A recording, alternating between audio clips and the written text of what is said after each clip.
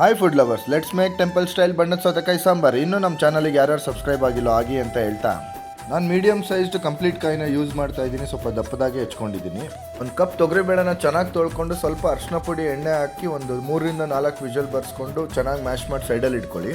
ಈ ಬಣ್ಣದ ಸೌತೆಕಾಯಿ ಅಥವಾ ಮಂಗಳೂರು ಸೌತೆಕಾಯಿ ತಿನ್ನೋದ್ರಿಂದ ನಿಮ್ಮ ಹಾರ್ಟಿಗೆ, ಡೈಜೆಷನ್ಗೆ, ಬ್ಲಡ್ ಶುಗರ್ ಲೆವೆಲ್ಸ್ನ ಕಂಟ್ರೋಲ್ ಮಾಡೋಕ್ಕೆ, ಮೋರ್ ಓವರ್ ಮೇಯ್ನ್ ಆಗಿ ಹೈಡ್ರೇಷನ್. ಹಂಗಾಗಿ ಇದನ್ನು ಸೌತ್ ಕೆನರಾದಲ್ಲಿ ಅಥವಾ ಕೋಸ್ಟಲ್ ರೀಜನ್ಸಲ್ಲಿ ಜಾಸ್ತಿ ಯೂಸ್ ಮಾಡ್ತಾರೆ. ಫಸ್ಟ್ ಸ್ಟೆಪ್ಪು ನಾವು ಬೇಳೆ ಬೇಯಿಸ್ಕೊಂಡಾಯ್ತು. ಈಗ ಸೆಕೆಂಡ್ ಸ್ಟೆಪ್ಪು ಸೌತೆಕಾಯಿ ಬೇಯಿಸ್ಕೊಬೇಕು. ಒಂದು 10 ನಿಮಿಷ ಸ್ಟವ್ ಮೇಲೆ ಇಟ್ಟು ನೀರು ಉಪ್ಪು ಆ್ಯಡ್ ಮಾಡಿ ತಟ್ಟೆ ಮುಚ್ಚಿಬಿಡಿ, ಬೇಯ್ಕೊಳ್ಳುತ್ತೆ. ಇಲ್ಲಾಂದ್ರೆ ಆಲ್ಟರ್ನೇಟಿವ್ ಆಗಿ ನೀವು 1 ವಿಷಲ್ ಹೊಡ್ಸ್ಕೋಬೋದು. ಸೊ ನಾವು ಈ ಥರ್ಡ್ ಸ್ಟೆಪ್ಪಿಗೆ ಬಂದ್ವಿ, ಅದೇ ಸಾಂಬಾರು ಪೌಡರ್ ಮಾಡೋದು. ಸೊ ಒಂದು ಫ್ರೈಯಿಂಗ್ ಪ್ಯಾನಿಗೆ ಒಂದು 2ರಿಂದ 3 ಸ್ಪೂನ್ ಆಯಿಲ್ ಆ್ಯಡ್ ಮಾಡ್ಕೊಳ್ಳಿ. ಅದು ಚೆನ್ನಾಗಿ ಕಾಯ್ದ ಮೇಲೆ ಒಂದು 2 ಸ್ಪೂನ್ ಉದ್ದಿನಬೇಳೆ, 2 ಸ್ಪೂನ್ ಕಡಲೆಬೇಳೆ, 1 ಸ್ಪೂನ್ ಧನಿಯಾ ಬೀಜ, 1 ಸ್ಪೂನ್ ಜೀರಿಗೆ, ಅರ್ಧ ಸ್ಪೂನ್ ಮೆಂತೆ, ಅರ್ಧ ಸ್ಪೂನ್ ಕಾಳುಮೆಣಸು ಎಲ್ಲದೂ 1-1.5 ನಿಮಿಷ ಗ್ಯಾಪ್ ಕೊಟ್ಟು ಚೆನ್ನಾಗಿ ಲೋ ಫ್ಲೇಮಲ್ಲಿ ಫ್ರೈ ಮಾಡ್ಕೊಳ್ಳಿ. ಅದಾದಮೇಲೆ ಒಂದು 6ರಿಂದ 7 ಒಣಮೆಣಸು, ಕರಿಬೇವು, ಒಂದು ಅರ್ಧ ಕಪ್ಪು ಇಲ್ಲ 1 ಕಪ್ ತೆಂಗಿನಕಾಯಿ ಹಾಕಿ ಚೆನ್ನಾಗಿ ಒಂದು 5ರಿಂದ 6 ನಿಮಿಷ ಫ್ರೈ ಮಾಡ್ಕೊಳ್ಳಿ. ಅಷ್ಟು ಫ್ರೈ ಮಾಡ್ಬೇಕಾದ್ರೆ ಅದ್ರ ಅರೋಮಾ ಸಖತ್ತಾಗಿ ಬರುತ್ತೆ. ಹಂಗೆ ತಣ್ಣಗಾದ್ಮೇಲೆ ನೀರು ಆ್ಯಡ್ ಮಾಡ್ದೇ ಮಿಕ್ಸಿಲಿ ರುಬ್ಕೊಳ್ಳಿ.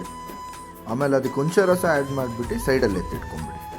ಆಮೇಲೆ ಒಂದು ಪಾತ್ರೆಗೆ ಬೇಯಿಸಿಟ್ಕೊಂಡಿರುವಂಥ ಸೌತೆಕಾಯಿ, ಬೇಳೆ, ಮಾಡಿಟ್ಕೊಂಡಿರುವಂಥ ಮಸಾಲೆ, ನಿಮ್ಮ ಕನ್ಸಿಸ್ಟೆನ್ಸಿ ತಕ್ಕಂಗೆ ನೀರು ಹಾಕ್ಕೊಳ್ಳಿ, ರುಚಿಗೆ ತಕ್ಕಷ್ಟು ಉಪ್ಪು ಹಾಕ್ಕೊಳ್ಳಿ, ಬೆಲ್ಲ ಆ್ಯಡ್ ಮಾಡೋದನ್ನು ಮಾತ್ರ ಮರಿಬೇಡಿ. 10ರಿಂದ 12 ನಿಮಿಷ ಬಾಯ್ಲ್ ಮಾಡಿ. ಆಮೇಲೆ ಒಗ್ಗರಣೆಗೆ ನಾನಿಲ್ಲಿ ಸಾಸಿವೆ, ಕರಿಬೇವು, ಒಣಮೆಣಸು ಹಿಂಗೆ ಹಾಕಿದ್ದೀನಿ. ಒಗ್ಗರಣೆ ಆ್ಯಡ್ ಮಾಡಿದರೆ ಸಾಂಬಾರು ರೆಡಿ. ಸೊ ಇದಾಗಿತ್ತು ನಮ್ಮ ಇವತ್ತಿನ ರೆಸಿಪಿ. ನೀವು ಟ್ರೈ ಮಾಡಿ. ವಿಡಿಯೋ ಇಷ್ಟ ಆಗಿದ್ದರೆ ಲೈಕ್, ಶೇರ್, ಕಮೆಂಟ್ ಮಾಡೋದನ್ನು ಮರಿಬೇಡಿ.